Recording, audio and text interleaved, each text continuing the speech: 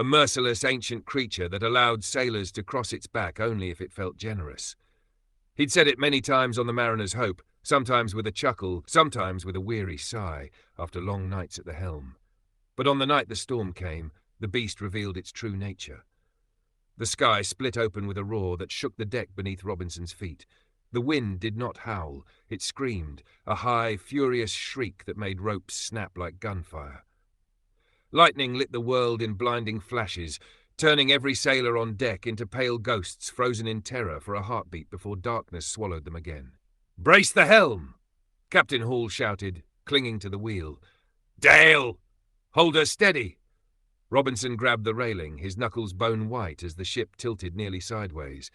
Waves rose like mountains, black and towering, ready to devour the ship whole. Rain slammed into his skin with the sting of 1,000 needles. The deck pitched, groaned, and shuddered under the monstrous pressure. He had survived storms before, but this was no ordinary tempest. This storm felt intentional. He didn't remember being thrown overboard, only the sensation of falling, endlessly falling, and the crushing weight of seawater suffocating him. A flash of lightning illuminated a whirlpool spiraling below him, pulling him into its hungry center like a living mouth. Then darkness. Only darkness. The beach. Robinson awoke choking on sand. His lungs burned as he coughed up brine, his throat raw, his body thrashing like a fish washed ashore. When he finally collapsed still, breathing ragged and shallow, he realized he was alive. Barely. He lay on a narrow beach shaped like a crescent moon, bordered by jagged black rocks rising from the shore like broken teeth. The sand beneath him was strangely cold. Behind him the ocean hissed and whispered, its voice softer now, almost mocking. His vision blurred in and out as he forced himself upright. Nothing of the Mariner's Hope remained. No wreckage, no splintered planks, no bodies. No crew. Only him. Robinson dragged himself away from the tide, collapsing again once he reached the dry sand. His muscles trembled violently. The sun hung low and hazy behind thick clouds, casting a sickly grey light across the island. After gathering what little strength he had, he limped along the shoreline. The beach stretched only a few hundred meters before curving into dense jungle. Pale white birds circled overhead, but made no sound, no cawing, no wing flutters. Their silence was unnerving. He found a single intact barrel washed ashore near a tangle of seaweed. Inside, by miracle, were dried biscuits, a flask of water, and a few ruined cloths. He whispered a hoarse, "Thank God," but the gratitude faded quickly when he saw them. Footprints, human footprints, large, deep, and fresh. They led from the jungle to the beach, then back into the jungle. Robinson crouched beside one, his heart pounding in his chest. They weren't his. The size was larger than his boots, and the stride long, unnaturally long, as if whoever made them was nearly running. But the strangest thing was where they ended. The last footprint was pressed sharply into the sand, perfectly formed. Then nothing. No turn, no faint impressions, no fading tracks. Just one final step, then complete disappearance, as though the maker had been plucked upward into the sky. A cold shiver crawled down Robinson's spine. He scanned the tree line. Nothing moved. Not even leaves rustled. The island felt like a held breath, waiting, watching. The first night. He needed shelter before dark. The daylight was fading faster than normal, as though the sun itself feared staying above this place for too long. Robinson dragged driftwood, broken branches, and palm leaves together, fashioning a crude lean-to near the high, dry line of the beach. His hands worked automatically, muscle memory from years at sea where survival depended on instinct. But his mind wasn't on the shelter. It was on the jungle, the footprints, the silence. By the time the sky turned a bruised purple, the wind had died completely, leaving the world motionless. Robinson sat near a small fire he'd managed to spark with flint from his pocket. The flames crackled softly, providing the only sound for miles. Then, from the jungle's edge, something shifted. Robinson stiffened, gripping a broken plank as a weapon. For a moment he thought it might be wind, but there was no wind. Still, the sound came again, branches snapping under weight. Slow, deliberate, as if someone was stepping carefully. Robinson's mouth went dry. "Who's there?" No answer. The fire flickered. The shadows deepened against the tree line. He could feel eyes on him, cold, measured, patient. Just before midnight, the sounds changed. No longer slow movements. Now whispers. Soft, breathy sounds, almost human. yet not quite. They floated through the leaves, echoing in unnatural ways, as though more than one voice layered atop another. Robinson crawled deeper under his shelter, clutching the plank. Minutes stretched into hours. The whispers moved around camp in a slow circle. At one point, he heard something exhale near the lean-to, close enough that he felt the faint breeze across his cheek. He didn't dare move. Then came the smell. Rotting seaweed, decay, something dead and old. Robinson squeezed his eyes shut, trembling uncontrollably. Eventually, after what felt like an eternity, the whispers faded. The jungle fell silent once more, but Robinson did not sleep, not after what he heard next. A scream. Distant, human. Followed by another sound, a high, unnatural clicking, like stones tapping together. Fast, precise, and close, far too close. Robinson pressed his forehead to the sand and whispered shakily, "What in God's name is on this island?" He survived the storm, but as the firelight flickered and shadows danced along the tree line, he knew with absolute certainty something else lived here, something watching him, something waiting. Morning came slowly, as if the sun itself feared rising over the island. Robinson opened his eyes to a pale, sickly light creeping across the sand. His fire had reduced to cold ash. His throat felt like it had been scraped raw, his limbs stiff from terror and sleeplessness. But it wasn't exhaustion that made him shiver. It was the footprints around his camp. New ones, small, fast, dozens of them circling his shelter in a perfect ring, each print clear and sharp as if something had crouched near the fire, watching him throughout the night. He didn't dare investigate. Not yet. He needed answers. He needed higher ground. The journey into the jungle. The jungle swallowed him within 10 steps. Vines hung like coils of rope, waiting to ensnare him. Branches twisted overhead, bending unnaturally low, as though the trees themselves leaned forward to listen. The air was thick and wet. His clothes clung to his skin. Every breath tasted like mold. But worst of all was the silence. No birds. No insects. Not even the hum of wind. Only his own footsteps crunching through the undergrowth. After 20 minutes, he spotted something strange, deep carvings in the bark of several trees. Spirals. Eyes. Human-like figures twisted with elongated limbs. He touched one. The bark was warm, as if alive. The hairs on his neck rose. He stepped back cautiously, scanning the trees. Then something moved. Just a flicker, far ahead for a split second. A pale limb slipping behind a tree. Robinson froze, breath caught in his throat. He called weakly. No answer. He stepped forward. The forest snapped a branch somewhere behind him. Robinson spun around. Nothing. Only dense foliage and shadow. His grip tightened around the makeshift spear he had fashioned now from driftwood and rope. He wasn't alone here. Not anymore. The abandoned camp. An hour later, Robinson stumbled into a small clearing. Signs of human life. Abandoned huts. 3 of them, arranged in a half circle. Roofs collapsed years ago, walls half-eaten by insects. A fire pit lay in the center, filled with chalky white ash, but something glimmered among the ashes. He knelt and pushed aside the cold dust. Bones, human bones. Some shattered. Some cracked open, split cleanly down the middle, as though something had sucked the marrow out with surgical precision. Robinson's stomach twisted. He backed away, eyes fixed on a skull resting beside the pit. Its jaw hung open at an unnatural angle. The sides bore deep gouges, claw marks. He staggered backward, nearly tripping over something, a wooden sign nailed into a tree trunk. Carved in jagged letters, "Don't stay after dark." Something rustled behind him. Robinson spun again, too late to see anything but branches swaying lightly. Except there was no wind. He left the clearing. Fast. The first sighting. The sun climbed higher, but its warmth never reached the jungle floor. Every path twisted, every landmark seemed to shift when he wasn't looking directly at it. Hours felt like days. Robinson forced himself forward, pushing vines aside, when suddenly, crack, a sharp snapping of a branch just behind him. He jerked around. Something stood between the trees, tall, thin, pale. Its limbs looked stretched, unnaturally long, like wet cloth pulled too far. Its spine hunched sharply. A smooth, featureless face stared back at him. Robinson froze. The creature tilted its head, then stepped behind the trees and disappeared. He stumbled back, eyes wide, grip shaking on his spear. No, no, no! The creature didn't move like an animal. It moved like something pretending to be human and failing. By dusk, Robinson found the base of a steep cliff. He climbed carefully, fingers gripping every crack in the rock. When he reached the top, he saw it. Smoke. A thin column rising from deep within the island's interior. Too controlled to be accidental. Too deliberate. Someone else was alive, a survivor, or maybe one of them. He climbed down, heart thudding.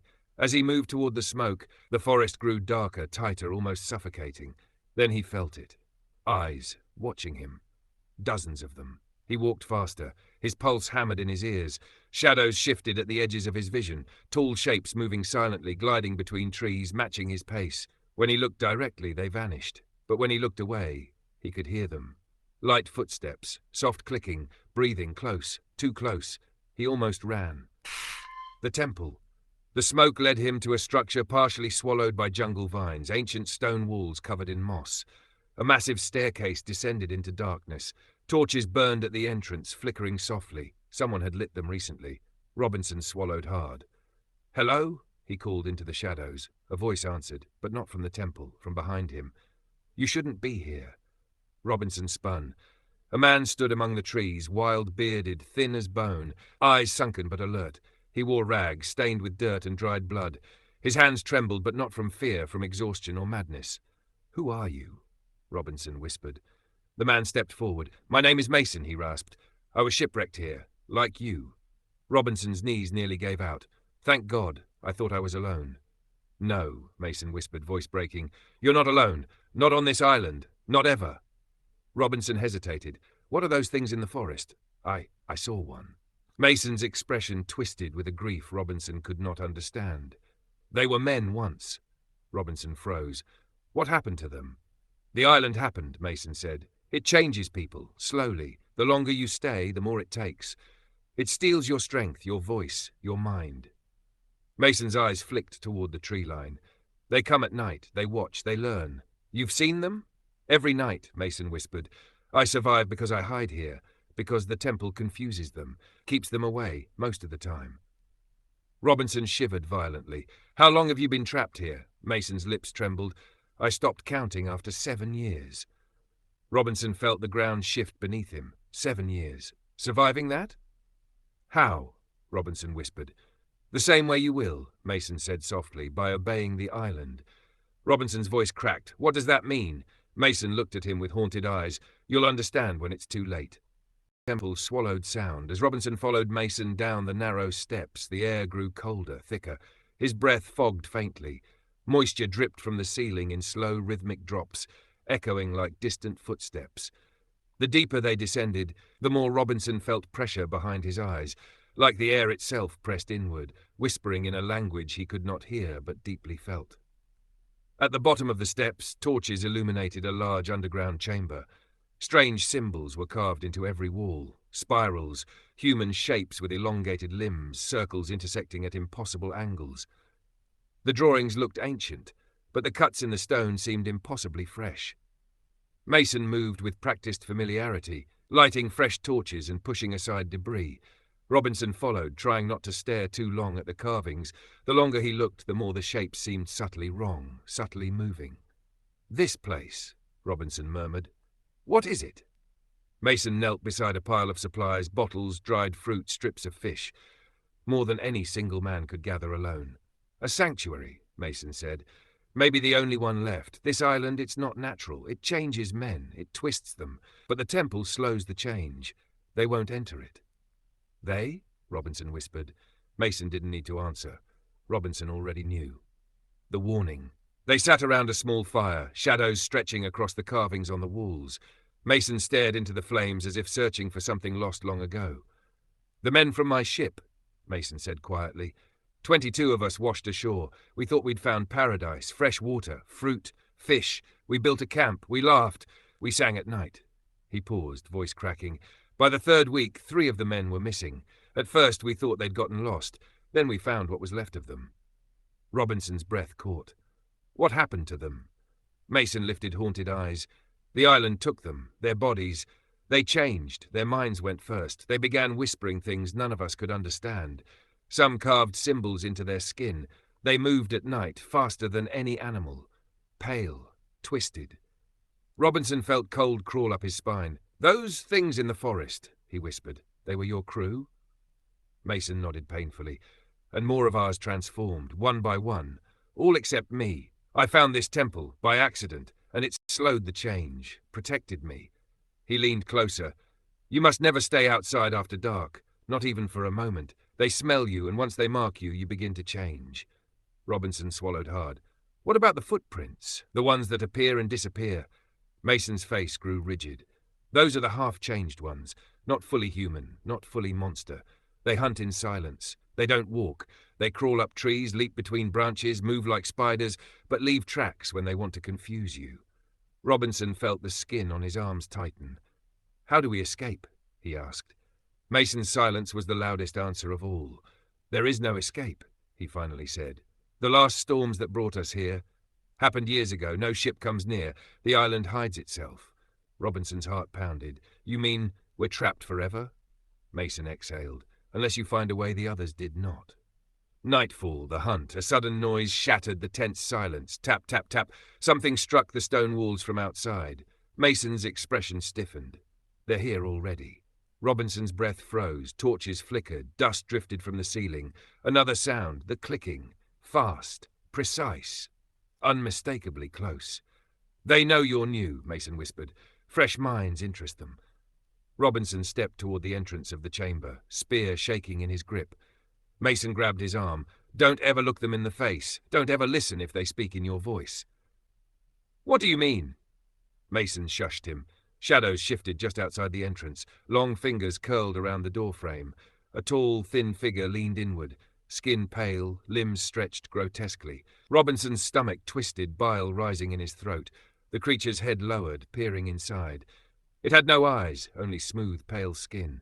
But he felt it staring directly at him. Its neck cracked loudly as it tilted. Robinson backed up. The creature extended its long, bony hand toward him, then stopped. It hissed sharply, drawing its arm back as if burned. Mason threw dried herbs into the fire. Flames flared bright green, filling the room with harsh, bitter smoke. The creature recoiled violently, stumbling backward, hissing in pain. Then it vanished into darkness. More shadows moved outside. Robinson whispered, There's more of them. There are dozens, Mason said, and they hunt in packs. The clicking intensified. The torches trembled. Whispers seeped through the stone walls. Mason threw more herbs into the fire. The green flame brightened again. Gradually, slowly, the clicking faded. Then silence. Robinson collapsed against a wall, shaking uncontrollably. They won't leave us alone, he whispered. Mason shook his head. They never leave. They only wait. We have until dawn before they return. Robinson clenched his jaw. We can't hide here forever. Mason looked at him, tired and broken. No, and when you've been here long enough, he said, placing a trembling hand on Robinson's shoulder, you'll realize the same thing I did. Robinson stared back, voice hollow. What's that? Mason's eyes were filled with despair. That sooner or later the island changes you too. Robinson felt the chamber go cold. What do you mean? Mason slowly lifted his sleeve. Robinson's breath caught. Mason's arm was not fully human. His skin was pale, stretched thin like wax. Black veins pulsed under the surface. His fingers were longer than normal, too long. Robinson staggered backward. No, Mason, you're turning? Mason nodded weakly. It's slow because of the temple, but it's happening. I can feel it. Every day the whispers get louder. Every night the hunger grows stronger. I don't know how much longer I have. Robinson felt the world tilt. You brought me here, he whispered, voice trembling. Why? Mason looked at him with tragic, desperate eyes. Because you still have a chance. You're new, fresh. The island hasn't touched your mind yet. You can find a way off this cursed place. Mason, Robinson said, swallowing hard, come with me. We'll escape together. Mason shook his head. My feet already leave no tracks in the sand. Robinson froze. The temperature in the chamber dropped. No tracks. Just like the half-changed creatures. Mason's voice broke into a low whisper. I'm already becoming one of them. Act 4. The Night of Reckoning. The sky had turned a diseased shade of purple by the time Robinson Crusoe returned to the ruined camp. The final battle was coming. He could feel it in the air like static crawling over his skin. The drums had stopped. The forest was silent, too silent. Even the insects had gone quiet, as if the entire island were holding its breath. Friday tightened his grip on the spear. They are watching, he whispered. Robinson didn't need to be told. He felt the eyes, hundreds of them, burning from the shadows, the night people. They were no longer hiding, no longer stalking, they were waiting. But Robinson had something now, not just weapons, not just fire. He had the truth. The carvings in the cave had shown him everything, the rituals, the sacrifices, the strange mark of the creature that ruled them all. A being older than any tribe, older maybe than the island itself, the Hollow One, half beast, half shadow, and entirely hungry. Robinson knew he had one chance: confront the monster, destroy the heart of its power, and the tribe would collapse. The carvings showed where the ritual chamber was.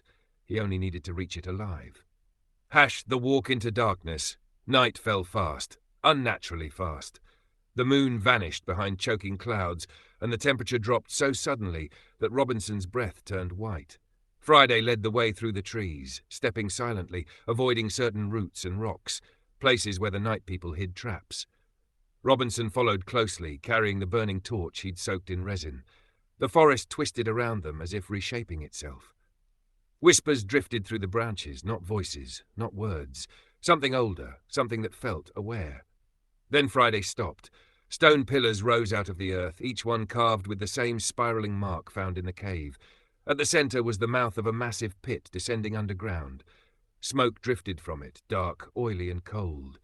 "The heart of the island," Friday murmured, "where the Hollow One sleeps." Robinson swallowed. Not for much longer. The descent. They climbed down the pit, gripping stone edges, sliding through suffocating darkness. The air smelled of damp earth and rotting meat. Faint chanting echoed below. It grew louder and louder and louder. Robinson landed at the bottom and froze. The chamber was massive, an underground cathedral made of bone and roots. Torches burned with black flames. The tribe circled a giant hollow carved into the ground, chanting in a tongue that didn't sound human. And in the center, a shape began to rise. Skin like stretched leather, eyes like pits, a skull with too many teeth. Its arms dragged along the floor, joints bending the wrong way. The Hollow One. The monster roared, a sound not of this world, and the flames bent sideways as if bowing to it. Robinson raised his torch. Friday lifted his spear. The creature sensed them instantly. The climax. Fire against darkness. The Hollow One lunged with terrifying speed. Robinson dodged as its claws struck the stone with explosive force, sending fragments flying.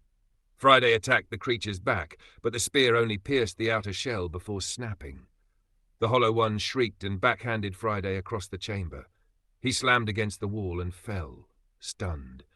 Robinson felt cold rage flood through him. He ran to the ritual circle. The carvings had shown it. The creature had a weakness, fire in the heart of its den. He jabbed the torch into the oily pit at the center. The floor ignited instantly. Not normal fire. A blinding blue inferno roared upward, lighting every bone, every carving, every terrified face of the tribe. The Hollow One screamed, stumbling back, its shadowy skin boiling. But it wasn't enough. The monster charged through the flames, slamming Robinson to the ground. Its breath was rotten, its teeth inches from his face. Robinson held up the burning torch, forcing the creature back inch by inch. Sweat poured from his forehead. His arms shook violently. The creature screeched and drove him toward the edge of the flaming pit. Robinson's heel slipped.